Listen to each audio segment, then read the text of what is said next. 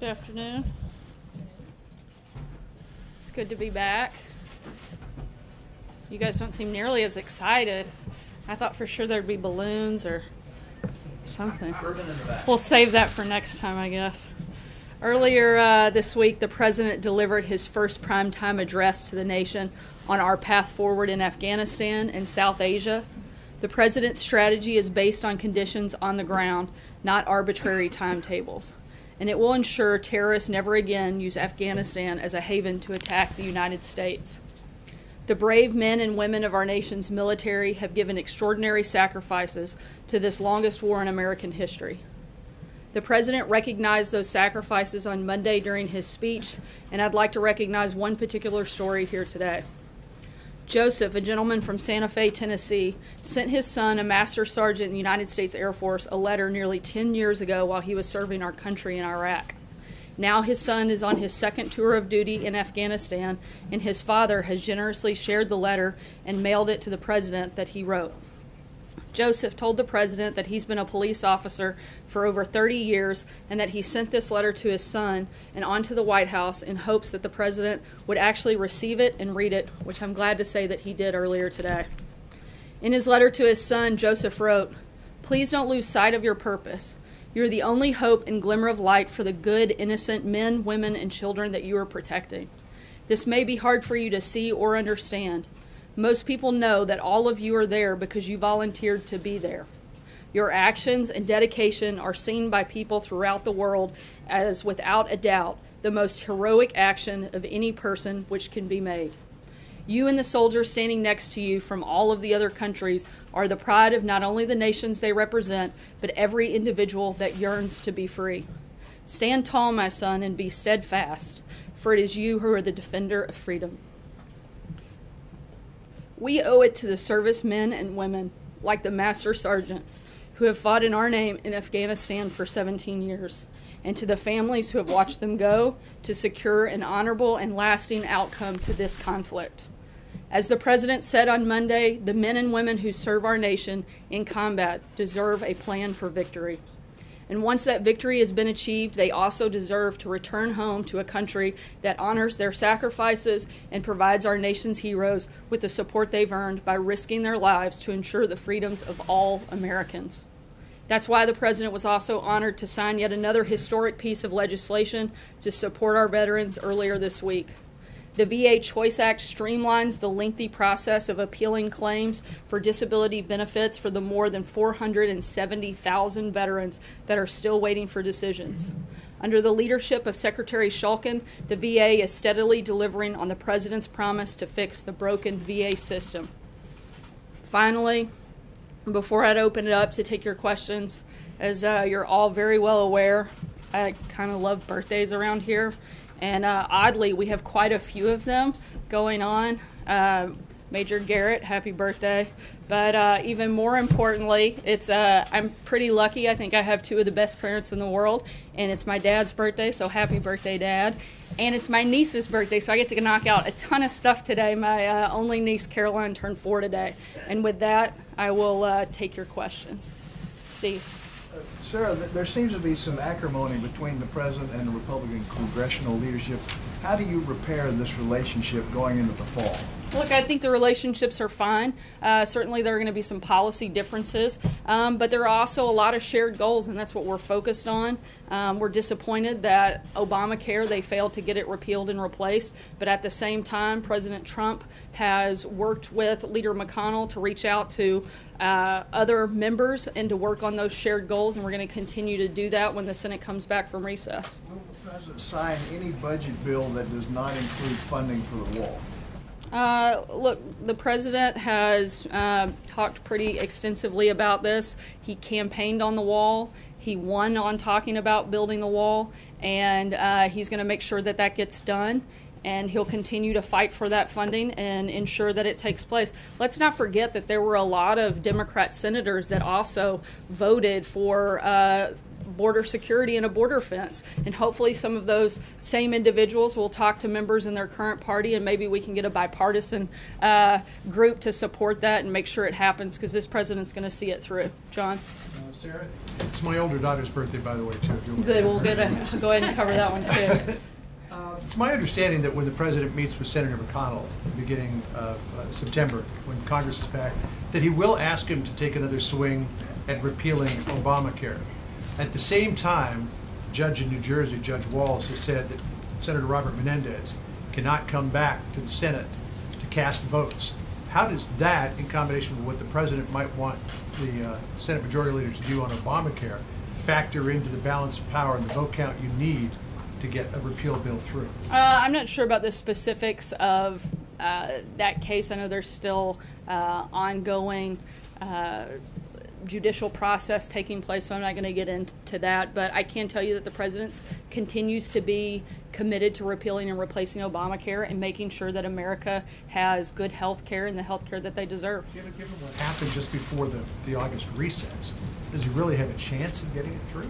Look, we're committed to continuing to make sure that we have the best health care we can, and if we can do that in that direction, I think that's great. If we can't, we need to look for other ways that we can make solutions. John Decker. Thanks a lot, Sarah. Hurricane Harvey appears to be bearing down on the southern part of the U.S., specifically Texas seems to be in its crosshairs. There is no replacement yet for General Kelly at the Department of Homeland Security. First question, does the president plan to name a replacement for him anytime soon? And second of all, is this problematic in terms of dealing with Hurricane Harvey, the fact that there's no one at the helm right now at DHS? No, there's certainly someone at the helm. You've got Acting Secretary Elaine Duke, who's watching this closely, very involved in the process, along with the Acting Director for FEMA. And again, I think that we are in great shape having General Kelly sitting next to the President throughout this process, and probably no better Chief of Staff for the President during the hurricane season. And the President has been briefed and will continue to be updated as the storm progresses, and certainly something he's very aware of and will keep a very watchful eye on, and stands ready to provide resources if needed. Sir, the president promised over and over again during the campaign that Mexico would pay for the wall. So why is he now threatening a government shutdown if Congress won't pay for it? The president's committed to making sure this gets done. We know that the wall and other security measures at the border work. We've seen that take place over the last decade, and we're committed to making sure the American people are protected. And we're going to continue to push forward and make sure that the wall gets built. Why is he threatening a shutdown over paying for it? I mean, again, he said over and over again, he talked about the campaign over and over again. He said Mexico's going to pay for the wall. He asked people, his crowds chanted back, and Mexico's going to pay for it. And now he's threatening a shutdown of the government. Now, once again, the president's committed to making sure this happens, and we're going to push forward. Matthew. Thanks, Sarah. About a week ago on August 17th, the president again referenced a fictitious story about General Pershing committing a mass execution in the Philippines. A couple questions on that. Does the president know that the story is false? And if so, why does he keep repeating it? And why does the White House think it's appropriate for the president to perpetuate this false story if he hasn't been informed that it's not I haven't true? had a chance to ask him about that, so I can't speak to it. Then on the broader point, so the president's spreading false information via his Twitter account that seems to encourage wartime atrocities. No one in the White House has thought to inform him that I this didn't story say is no one false? had. I said I hadn't had that conversation, so I wasn't going to speak to something I wasn't aware of. Thank you, Sarah. Thank you. The U.S. has withheld funding to Egypt over its human rights record. President Trump praised President Sisi back in April when he was here. Why the change in tone now? Look, the United States has always been committed on human rights issues. We'll continue to do that. And if I have further updates, I'll let you know, but I'd encourage you to reach out to the State Department. April. Sarah, two questions. On the economics of a government shutdown, if the wall is not paid for, the president likes to talk about how the economy is doing well under his watch. If there is a government shutdown, people could be laid off or for a moment, or some people could lose their jobs. Talk to us about the economics. What does he view the economics of it with this wall for the average American that he's fighting for? I'm not going get into the weeds on that, but I know that the president is probably one of the strongest presidents we've had on economic issues. There's a reason that over 1 million jobs have been created since he took office. There's a reason that the unemployment is at a 16-year low. There's a reason that the stock market is at an all-time high. He's very committed to job creation, economic growth, and he's going to continue to do that. HBCU summit. There is a big back and forth about this HBCU summit. 3 of the organizations that are over top of the HBCUs that basically represent them are saying this is not the time to have this summit because of Charlottesville and the fact that some of the schools feel that they just did not get what was promised from this administration, and there could be an alternate summit by a congresswoman. What's going on here? Look, the HBCU summit has been going on for over 30 years. We have no intention of canceling it. And as of right now, the summit is at complete capacity with a waiting list. With that type of engagement, I think it's best that we move forward. Can I see the list of schools and the names? Because we're hearing, from schools that are saying that they are not coming, and a lot of leaders. I can only tell you who's registered, and certainly that we're at capacity for the convention center with a pretty lengthy waiting list. In terms of whether or not we release that, I'd have to check on that and get back to you. Sure. Sarah, what are the president's thoughts on the situation in Cuba at the U.S. Embassy? We understand now as many as 19 Americans have been injured. I know that they have been going through the process of bringing the majority of those people back to have thorough testing and see what actions need to be taken and how best to move forward. At this point, I'd refer you to the State Department on anything further. Does the president believe that Cuba is involved directly? I can't comment on that at this time. Right now, we're under a thorough review, and as soon as we know something, we'll let you know. Eamon. Thanks, Sarah. This morning, the president said that the debt ceiling approval process is a mess. Is it? Is that accurate? Look, it's our job to inform Congress of the debt ceiling, and it's their job to raise it. And Congress and the previous administration have obligated trillions in spending, and we need to make sure we pay our debts. We're still committed to making sure that gets raised. Want a clean debt ceiling bill? Yes. Does it want it to be clean? Yes. Yes. Sarah? I was just going to ask a follow-up question about that. The health attacks that are going on, as the Secretary of State has deemed them. Has the president been informed of this? Has he been briefed? He's been briefed, but I think there's a thorough review taking place, and at this point I'd have to refer you to the State Department for any further follow-up. Thank you, Sarah. I'm going to try a business question for you. Uh-oh. Does the White House have any reaction to the FTC approving the acquisition of Whole Foods by Amazon? I'm not aware of that. I'd have to check and see if there's an official administration response. Second question, I want to read the comments from Senator Bob Corker. I'm sure you've seen him over a week ago about the president, saying that the president has not yet been able to demonstrate the stability nor some of the competence that he needs to demonstrate in order to be successful. He also said that he's not sure that the president understands the character of this nation. Do you have any response to that? I'm a Republican senator. I think that's a ridiculous and outrageous claim and doesn't dignify a response from this podium. Major. Just to follow up on Jonathan's question, since the president is going full court press threatening a shutdown over the funding of the wall, does that mean he is abandoning any efforts to negotiate with Mexico any payment for construction of the wall? I certainly don't think any efforts have been abandoned. And official happy birthday. So, hold on 1 second. You mentioned in the opening remarks, honorable and victory, as the president did in Afghanistan. Can you describe for the American people what both of those words mean to the president? Honorable and victory. What does it look like? What does that mean? I think when he spoke on Monday, he laid out what the top priority was in this process, and that's making Americans safe and protecting the American people. And moving forward with this strategy and making sure that Afghanistan is never able to be used as a haven to attack the United States. I think those are certainly clear goals and part of that process. Does that mean, therefore, that U.S. military personnel will be there as long as there is any type of terrorist activity or cell in Afghanistan or Pakistan? look, I think when it comes to the strategy in Afghanistan, they're going to be focused on the conditions on the ground, which will be determined by the generals in the military on the ground, and certainly through the Department of Defense and General Mattis and his team, and not arbitrary timetables. And he'll be the one that can lay out those specifics for you and what that looks like. I'm just asking, because you mentioned terrorism, you mentioned threats. There are several different networks there: Haqqani, Taliban, Al Qaeda, ISIS.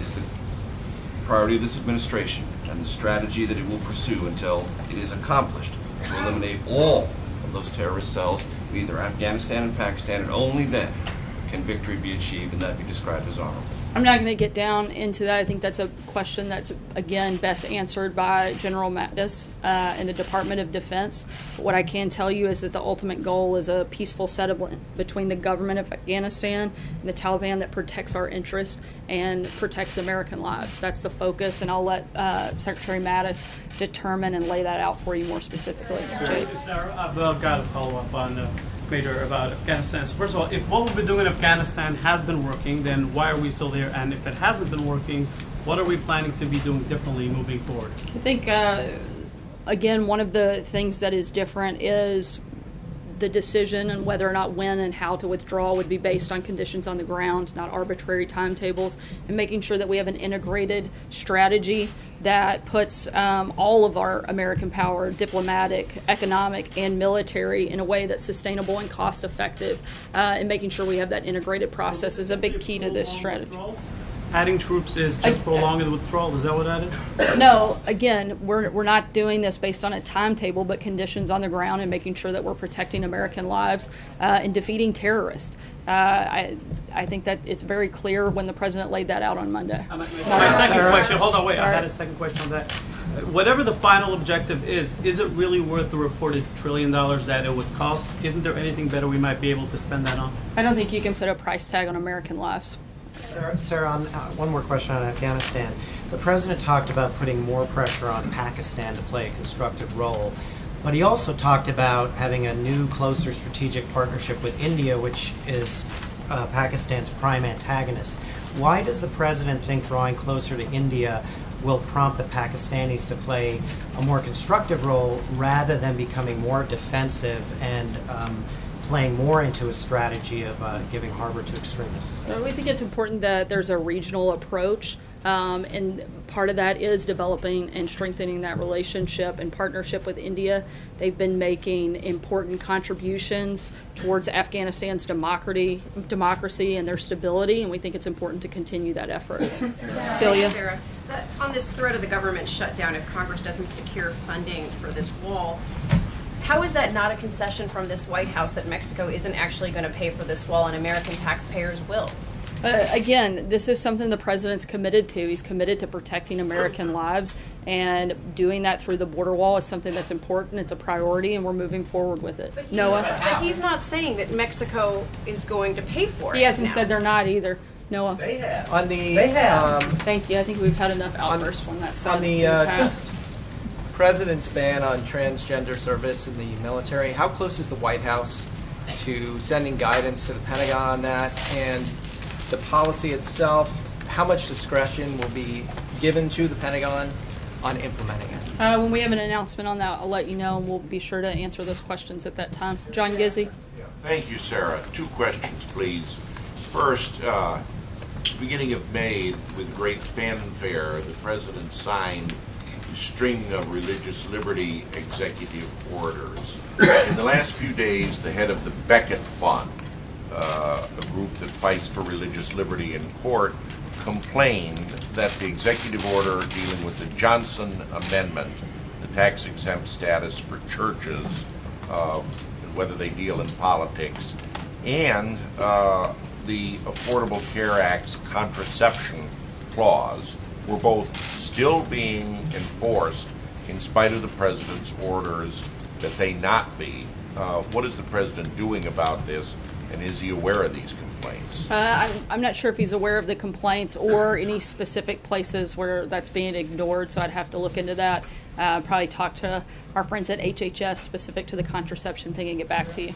All right. And my second question is, in Russia, the major story there is that the theater director, Kirill Sabrenikov, who's a well-known figure in the Russian entertainment industry and an opponent of the Putin regime, has been arrested and is being tried on what he said are trumped-up charges regarding his finances. There are massive demonstrations beginning.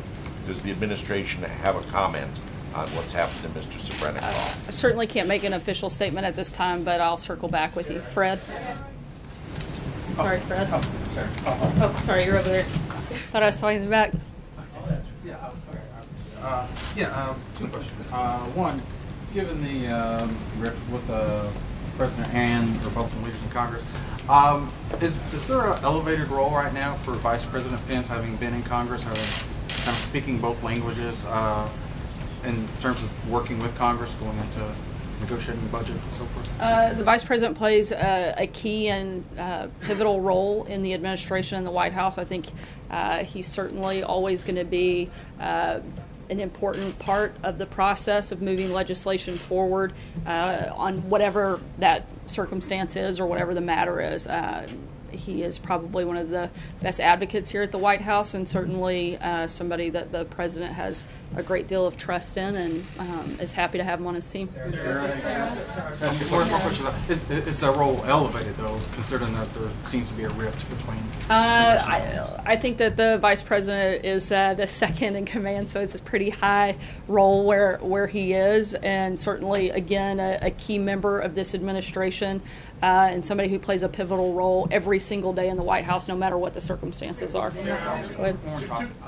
And that is, there's been some increased criticism from conservatives about Commissioner Koskinen at IRS after an IG report came out that highlighted that there were 213 employees that were rehired after committing offenses, including some crimes for termination. And I was wondering if you could revisit why Commissioner Koskinen is still part of the administration, and if the President has any plans putting in place to replace him when his term is up in November. When we have a personnel announcement on that front, I'll certainly let you know. Go ahead. Two questions on pardons, if I could. One on Sheriff Arpaio. Is the President seeking a recommendation from the pardon attorney or the Deputy Attorney General, or is he asking for an FBI background check in his consideration of that pardon? I would imagine they go through the thorough and standard process, and when we have an announcement on what that decision is, after that's completed, we'll let you know. And more broadly, beyond Arpaio, there are 2,200 other pardon applications pending. Does the President have any pardon policy, pardon philosophy, any particular way that he would like to use his pardon power during his term in office? I haven't had a specific conversation with him about that, but I know that the White House counsel plays a big role in that and would certainly be involved in that process and any deliberations on that. Alexis? The President has made clear that in the past that he wanted to get started on tax reform, but we haven't heard him say that much about it. The Politico talked to a White House correspondent and published this week that the President has an imminent announcement about tax reform. Can you describe how he wants to kick off the fall campaign to get that accomplished this year? And are we going to hear from him this week, next week? What would you expect? Tax relief and the focus on tax relief for middle-class Americans is a huge priority for this administration, and certainly going to be a big focus in the fall. And we're going to look at a lot of different ways in which to talk about that and present that to the American people, working with Congress to make sure that that happens. And we'll keep you guys posted when there are specific announcements. I think that you can expect some of that to take place in the very short order, probably next week, and following through to the fall. It's customary for presidents to get annual physical exams at Walter Reed. The president, I think, last released information about his medical condition last fall during the campaign. Can you tell us whether the president intends to utilize the federal facilities at Walter Reed this year to get a physical and then release that information to the public? I'll let you know if that's going to happen. Trey? Thanks, Sarah. On Tuesday, President Trump said, if we have to close down our government, we're building that wall. Does he stand by that statement? Look, I think the president's been clear that this is a priority. Protecting American citizens is a priority, something he's committed to, and we're going to, as I've said multiple times today, he's committed to seeing that through. Is there a need to force a government shutdown to get the wall built? I think I've answered this question several times. Zeke? Two questions for you. First, the president at the rally in Phoenix mentioned that he seemed inclined to be pulling the U.S. out of the North American Free Trade Agreement. His comments came after the first round of NAFTA renegotiation talks last week. So were those comments informed by the status of those negotiations last week here in Washington? When he said that was his prediction that he was going to be pulling the U.S. out? No, the president's being kept up to date on those negotiations. I think he's certainly been clear about how he feels about NAFTA and making sure that we get the best deal for the American people. He's committed to that. We'll see how the negotiations go and then go from there. Thanks so much, guys. Have a good night. Lied to us, Sarah? Charlottesville, Sarah? Has the president ever lied to us?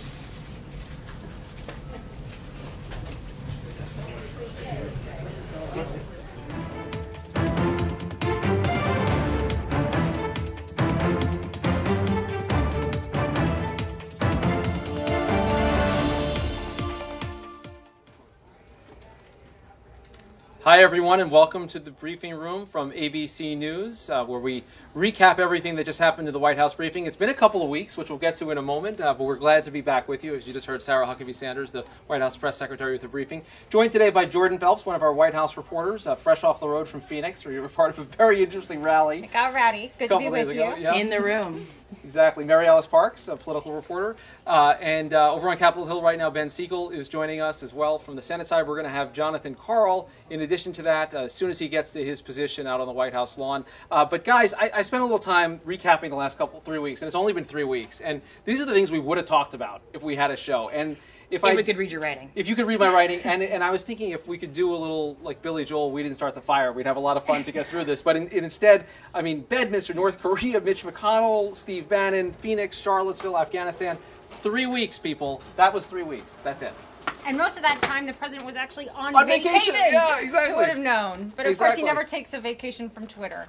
Well, we learned that actually today. As a matter of fact, he said just yesterday or the day before that he doesn't do tweet storms. Well, guess what? But weren't you the one that was noting that sometimes the most tweets come on days where he doesn't have public events? Does he wake up and he's like, I'm not going to have a chance to get my feelings out, so I'm going to take it out on Twitter? That's right. We know one of the strategies White House aides use is to keep him busy. That keeps him off Twitter. They found that was really effective on the first foreign trip. And so, of course, when the president has his weekends away, that's a dangerous time. They want someone there watching the president because he does go off like this. Well, he's in Washington today, and maybe before he even got to the office, there were a series of tweets. One of the things he talked about, guys, was his tone. And there was a lot of commentary about the different tone. And you had a different tone almost every day of the week this week.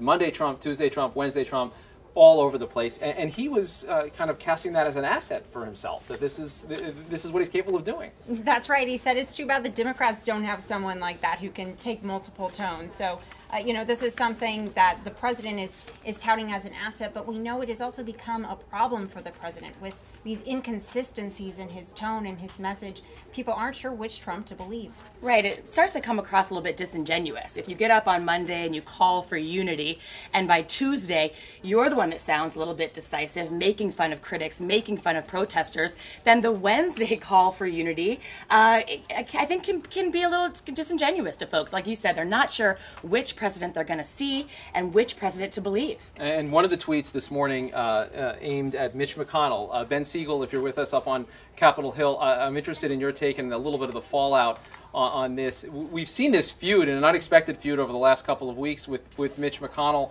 He's saying today, the president's saying today, his only problem is that he failed on health care. That's it. The only worry he has.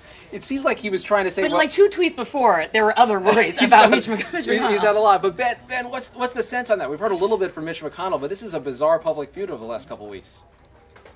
I think there's a lot of frustration among Republicans here on Capitol Hill because nothing the president has done or said on Twitter makes the next couple of weeks any easier. They have to do the basic of blocking and tackling to get the government funded, to make sure the government pays its bills and keeps its obligations. And what the president's doing doesn't make any of that easier and definitely raises the stakes and the temperatures. So there's a bit of frustration privately. So yeah, and there's been quite a bit of friendly fire, maybe unfriendly fire, inside the Republican Party in the last couple of weeks. John Karl is joining us fresh out of the room by telephone. John, I heard a little bit of news from Sarah Sanders on that the Bob Corker comments. Bob Corker was very critical, suggesting that the president isn't really fit for office last week, and Sarah Sanders not even dignifying that with an answer. No, she wasn't dignifying a lot of things with an answer. I thought it was interesting the way she deflected almost everything. I mean, I tried to pin her down on this little item that Ben was talking about with the wall funding. I mean, Rick, you covered that campaign as well. I seem to remember that the president said Mexico was going to pay for that wall. Isn't that right? Or was that? Well, you remember things. I don't know that. I don't know about your memory, John, I mean, just specifically. But it may have come up once or twice. You reminded, and so did Cecilia Vega. Yeah. Yeah. And couldn't. I mean, she was asked several questions on that, including one towards the end of the briefing of where a reporter simply read back the president's. What he said in the Arizona speech, if we have to shut down the government, we're going to build the wall, and just asked, does the president stand by those comments? And she didn't directly answer that. I mean, I don't know. It was. This is the first briefing in over 3 weeks. There have been a lot of issues that have come up in the interim 3 weeks. There's a lot to. You should have seen my whiteboard a moment ago, John. But I want to talk about the debt ceiling, guys, as well. Jordan, let's start with you, because the White House is leaving the door open for the president to do as he pleases on this, and that could potentially be a veto of a funding bill if it doesn't include the border wall. That's what the president was suggesting, and I guess that's still a live possibility. That's right, it is. I mean, Sarah Sanders did say that the White House remains committed to raising the debt ceiling, but the White House is, picking a fight, with McConnell and Ryan at a time when these are the very allies he needs on Capitol Hill to get, the basics of the government, to keep them going after September, just to keep the lights on and to pay the bills. And he is setting things up for a real showdown here. And the Democrats, in the meantime, have been trying to say, you can try to point fingers at us, and the president has. He tried to preemptively blame the Democrats for not playing ball, not helping out. But Nancy Pelosi this morning put out a statement that said, the only reason you would even need our votes, you guys control the White House, the Senate, and the House, is if you can't get enough Republicans to vote together. So she, in some ways, makes a decent point that if they can't pass basic spending bills because they've pulled Republican votes, then they're going to need Democrats. And if you need Democrats, you have to play nice. John Corl, what's the strategy here? Not a lot of daylight from the White House on this, but what's the play here? Is this just the president being the president, just being the way Trump is, or is there a play here where talking about the need for the wall funding as part of the debt ceiling, or making sure that the debt ceiling isn't a so-called clean debt ceiling, that you tie something to it, is part of the calculus for this White House right now? I mean, the White House has made it perfectly clear that the ask from Congress is a clean debt ceiling increase. And this is something that even Mick Mulvaney, the budget director, is signed off on and says he supports. Mick Mulvaney, who you remember as a member of the Freedom Caucus in the House, was one of the most hardline, no debt ceiling, come hell or high water. Now that he's in the administration and the job of budget director, he is on board with a request for a clean debt ceiling. But the challenge there is that a healthy core of the president's supporters, the real hardcore supporters that he has in the House, are dead set against a debt ceiling increase as a matter of policy. So that the president, I think, was acting out of frustration this morning when he was tweeting saying that why couldn't we have added this to the VA bill? It's a difficult situation, because the bottom line is the president finally needs to reach out on this issue, at the very least, to Democrats, which is not something he's been able to do at any point during the administration so far. Right, because Ben Siegel, the situation hasn't changed on the Republican side. There's going to be Republicans who object. They're going to need Democrats. That hasn't changed, right? Exactly, and to just follow up on what John was saying, there's a case to be made that Trump has actually misplayed his hand here by sort of ginning up all this frustration and anger with Mitch McConnell. He's potentially giving some of these conservative Republicans cover to buck leadership in a way. It would be in Trump's interest, some people would say, to go with the clean debt ceiling lift quietly, just as his Treasury Secretary has suggested, and then move on to some of the big policy issues. See what he can get on the border. Try to get some other immigration wins in there, possibly short of the wall, but enough to make people happy. But instead, just venting his frustrations on Twitter to 30 million people. It certainly emboldens people on the right, members of Congress like Steve King, for example, who is now tweeting, as of last night, he was tweeting about the need to add border wall funding to the spending bill. So this is all, riling up his supporters and muddying the waters and making things a lot harder in the next coming weeks. Yeah, the stakes get really serious really fast. John Carl, I think we have to let you go. You're going to run to do the rest of your job. We appreciate you being with us and asking those questions in the briefing room. Even if you're not getting the answers, thank you, John. And Rick, I appreciate the no blazer look and the rolled up sleeves. But this doesn't look natural to you? I think you need to tie the tie. I think you can button that top button and tie the tie. I mean, Wow. You'll have to talk to our control room on that. This is This is above my he's not at the White House, and it just starts to get. John Carl, before we went on, I did critique his tie wearing because if you recall, John, I once let you go on air with a crooked tie, and it's never happened again. Oh my God, that was terrible. But respect for the viewers, Rick, please. Respect for the viewers. Well, you and my mom agreed the tie should be tied. Okay, well played. Thank you, John. Let's so he's watching, but he's on the phone. It's very strange. It's strange viewing habits. Let's talk about an issue that came up the other night while you were out there in Phoenix. Joe Arpaio. And Jordan, you've been talking to Sheriff Joe. I have. He's a willing talker, that Joe Arpaio. And you couldn't have been more explicit of your President Trump about the possibility of a pardon for him. He says, I think he's going to be fine. I think he's going to be okay. We heard from the White House today that there will be a process involving the White House counsel's office. That's right. Does that actually mean anything? What do you think? Well, we know that the president technically could have the authority to go out there like he did with the transgender policy in the military and just tweet it, and that would serve as pardon enough. But Sarah Sanders did say today that the process will involve the White House counsel's office, so that leads us to believe that there are some others in the White House who would be involved in reviewing this decision. But as we know, the president doesn't always consult with his advisors before making decisions.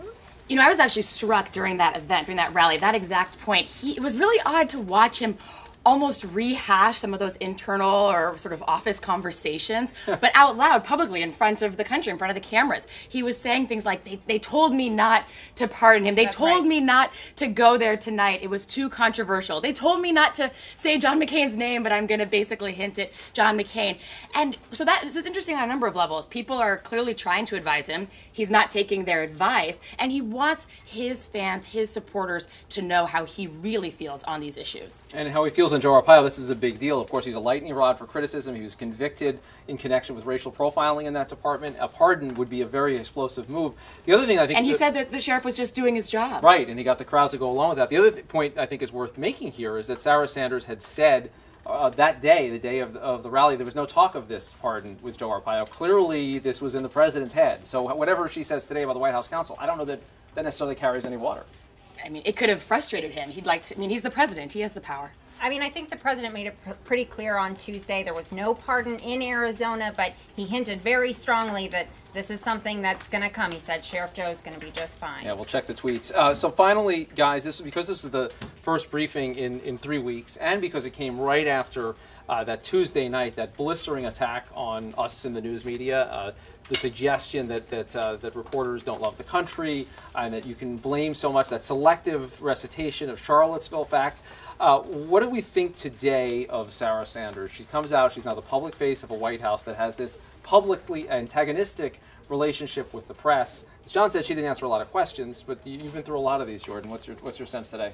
Yeah, I think Sarah's taking a cautious road at this moment. She's new to this job. She's also under new leadership, John Kelly. We see a lot of White House aides who are towing a line right now, and I think there's concern among aides within the White House to say anything to get themselves in trouble. They are being watched right now from the highest levels of that White House, and so there's a lot of caution being exhibited from that podium, which means there weren't a lot of answers.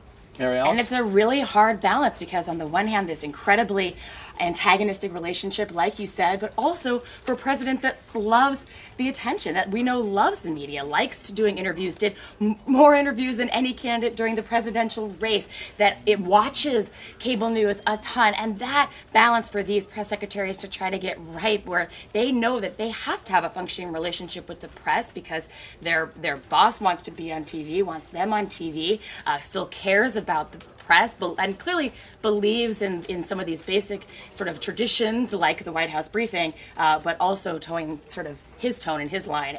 It's a hard job. And I'll tell you one thing in the feedback that I've gotten online, on Twitter and elsewhere, that line, the lines that attack the press went over very well with his supporters. People buy that, and you felt it in the room, Jordan, the other night. That's right. I was in the room, and you did feel it. That crowd had turned on us. It was like being caged in among a hostile crowd. Luckily, everyone who comes into those rallies goes through magnetometers. There's a big law enforcement, Secret Service presence. But there was a sense that, if those barriers that they put up weren't there, we might have been in trouble. There were some supporters who really did seem like they had some violent intentions against us. Yeah, and Cecilia Vega, our colleague at the White House, said of that day, and it's almost an incitement to violence to gin up in that direction. Okay, guys, time for some final thoughts. Let's start with Ben Siegel up on the Hill. Ben, what did you learn today from the White House? The one final thought I'll leave you all with and our viewers with is that we're heading towards a busy month, and this could very well be, we could have on our hands the first government shutdown potentially under unified Republican control of government, which is a fact that probably shouldn't get lost because it's pretty remarkable if you think about it. So this road that we're going towards now with the president clashing with top Republicans over strategy, over getting something done that's really difficult under the best of circumstances, it almost has no historic precedent.